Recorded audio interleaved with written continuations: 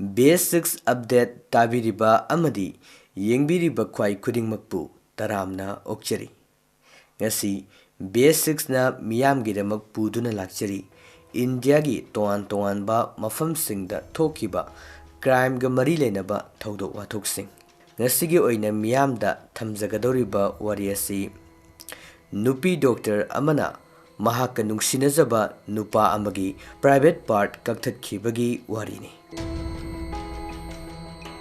Hairiba thodok asi Bihar gi Chapra hairiba mafam asida ngasi ngarangta thokiba thodok amakhakni. Thodok asida accused oiriba nupi asigi mamingna Abhilasa Kumari aduga mahaki sinpham asina doctor ni aduga thodok asida victim oiriba nupa asigi mamingna Bed Prakash ni aduga maha asi ward councillor amasu oirame. Karigumba akhoi nupi amana nungsibada akhoi limit lanthokpa ngambagum akhoi yeknabadasu akhoi limit lanthokpa ngami haiduna hainaba lei nungsineringai matamda akhoi nongmata udradi nupa natragana nupi adubo akhoi leiba ngamnadaba akhoi khonjel tadragadi pothapam khangdaba awa nungai punsigi akhoi tangka kharada khongloi oina chetminaramlabasu karigumba lapna khibadegi akhoi yeknabagum masak uba yadaba and phuningba cheningba ngangningba sakningba akhoi yamna tathi tawoina tawningba thodok sing aduma akhoi real life da aduma hana nungsinarambagasu kona nungsirammaduna yeknaba akhoi olakpagi wari mayam ama tanakhiba lei amadi film drama mayamna singbadasu unakhiba akhoi tanakhiba mayam ama lei maduga haifet manaba thodok amagi wari ni ngasigi wari asisu Chapra hariba mafum asida Dr. Oiduna Leibi Abhilasa Kumari hariba nupi asiga akhoi Bed Prakash akhoi ward councillor oiriba nupa asiga makoi ani asi last 2 year sidagi hauna makoi anigi marakta yamna chetpa akhoi nungsinabagi mari amakhak leirakhi aduga honglakliba matamgi yawalgi matung inna akhoi modern khunai asida luhonglaba matungda lakadaba akhoi mari singado luhongdringegi mamangda pithoknaba thamnabagi haitare chatnabi amakhak ngasigi akhoi khunai asida ubo phangi ado hairiba masigi mong asi iramdam asida phongnamak chatnadragasu akhoi manungdadi akhoi pakhang leisabi singi marakta adumak masugumba moral yaudaba thabaksing adumak luhongnaba matungda lakadaba thabaksing luhongdringegi mamangda thajanaribani akhoi nungsinaribani haiduna thadok nararoidabani thajaba thamnaribani haiduna chathanakhiba makoina leminakhibagi adugumgi video photo na singba social media da kayamarum koi viral orakhibagi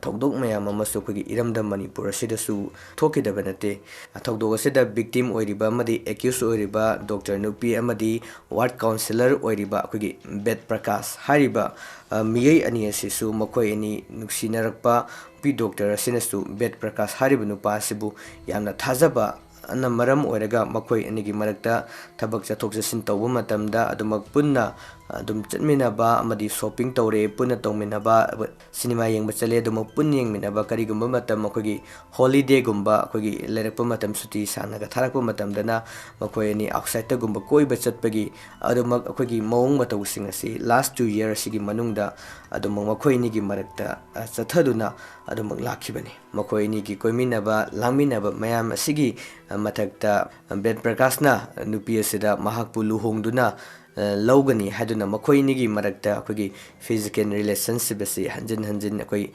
adumak thamnaki amadi last 2 years asida 2 times akhoi anirak hanna akhoi nupi asi angang yaurakpadagi angang abortion tawkhibagi thodok sing thoki haduna adumang leki iramdam asidasu haitare adumak chanei akhoi thaja halaga aina luhongduna soidana maki nang lawgani aiga yumban punsida khongda minaraga duni haidana maruina nupi asida thaja halaba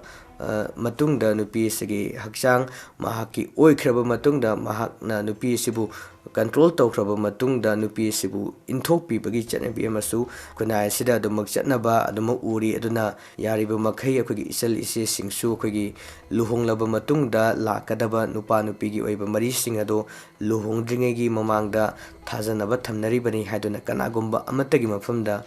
pithok piganu haibo wafam se thamjage duga wari da muk lakcharabada masigi matungdagidi last 2 years sida mokoi ni si yamna nungaina singna ba amadi thajana da ba amata leitana yamna nungaina loina raga laki asumna loina rakpana bet prakash amadi abelasa kumare gi marakta leinari ba mariasi luhong laba kugi matai manau anigi marakta leinaba mariga chap manaki luhong de haiba khaktamak ngairaba duga matai manau amoina di adumak leminarak laba makoinigi relationship amakangni masigi makata rakpada matamgi matungina nupi asina bet prakash hariba nupa asida makoinigi leinariba mari asi miyam khangna luhongaga miyamda khangalasi haiduna bet prakash ta phongdoki adubu bet prakash na kogi mahaki luhongna si haidana phongdoropa matamda bet prakash ki makedagi luhongbagi wafam asida yam interest laikide masigi makata rakpada bet prakash amadi abelasa kumari anigi marakta makoinigi marakta leinariba mari asi imung manungi makedagi su khangki maduna maram oiraga imung manungi makedagi nupi asida bet prakash amadi makoi ani yamna athuba matamda luhongnaba tawgadabani haiduna nupi asida akanba pressure amakak piraki madugi matung tarakpada nupi asina bet prakash tamuk makoi nigi luhongbase yamna thuna hongnanabagi damag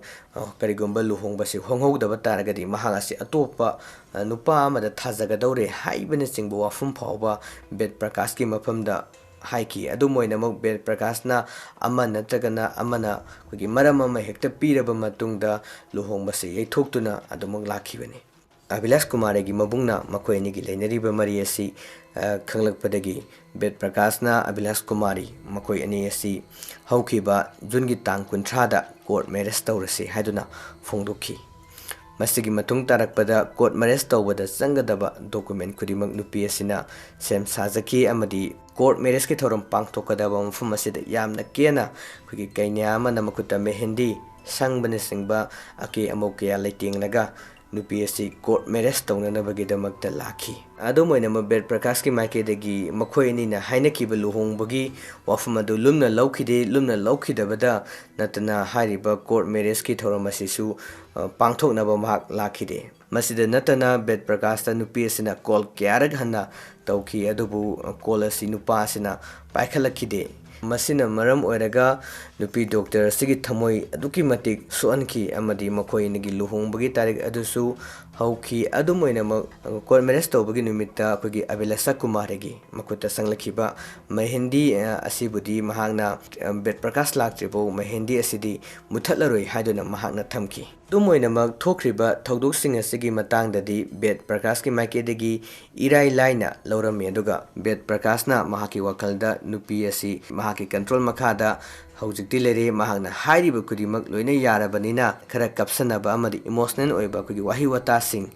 kara hairiba matungda nupi asi saubo fakhini madugi matungda makoi nigi relationship ase hana gumna amuk lakani haiduna khanjarame masigi makha tarakpada bet prakash na numit kharanigi matungda nupi asigi mayumda mahak lakhi aduga luhongba lakhidaba amadi phone paikidabagi maram sing adu mahakna hanadagi hauna semjin sajalaga laklaba wafam sing adu nupi asigi mafamda thamki adum oinamak Abhilasha Kumari hariba Dr. Nupi asina bet prakash na phongdorakliba pre plan tawraga lakliba wahi wata sing aduda thajaba thamkide masigi makha tarakpada Abhilash Kumari hariba nupi asina juice glass ama semlaba matungda bet prakash ki mafamda pirami masigi makha tarakpada Abhilash Kumari na bathroom da irujaba changki minute kharagi matungda Dr. Nupi Abhilasha Kumari hariba Dr. Nupi asina bet prakash pu bathroom aduda changaknabagidamak kaushinki bet prakash ki mafamda piramba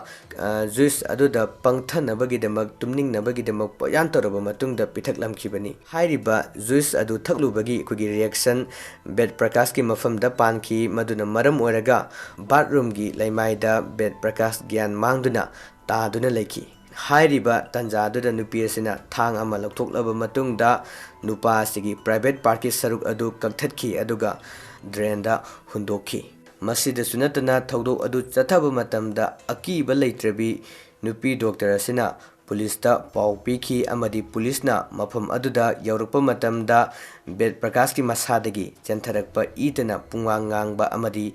nupa aduna leiriba nakanda nupi aduna Bedprakash ki private park kakpada sizinnakiba suri adu pairaga leiramki madugi matung tarakpada police na nupa adubu manak nakpa hospital amada pukatki amadi thaudo aduda chenariba Abelasa Kumari hariba Dr. Nupi asi police na thaudo thofam adudagi police station da puduna laki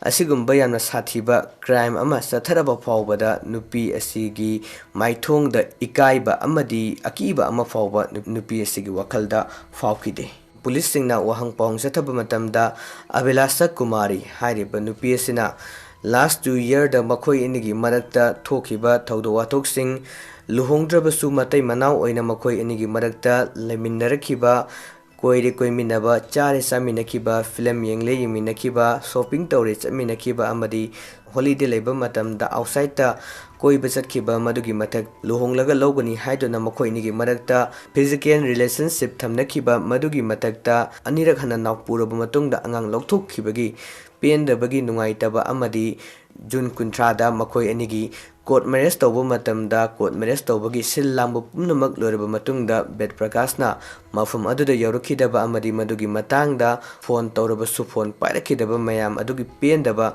mayam aduna maram oraga yamna tamthiba laman khumbagi thabagasi nupa sida mahagna chathakibani haiduna police singda mahagna thokriba thawdok sing adugi matangda Dr. Oibi Nupi Abelasa Kumari na phongdoki masigi makha tarakpada police na phongdorakpada Abelasa Kumari hariba Dr. Nupi asi custody da leire amadi hariba thawdo sida victim oiriba nupa asi haujikti khudong thiningagi wangmada leire haiduna phongdoki adum oinamak thawdo asida sihodaba taragasu Bedprakash ki punsina hek hingliba makhaidi mahaka nungshinarambi Dr. Nupi Abelasa Kumari na mangonda chathakiba thong asidi punsigi kauba ngamgani haiba thajaba leite B6 update asidagi miyamna India amadi malingbi tongan ba mafam singda thokiba thaudo wathok singi update kidamak miyamna channel asibu nungsibiduna like comment subscribe tawbiramu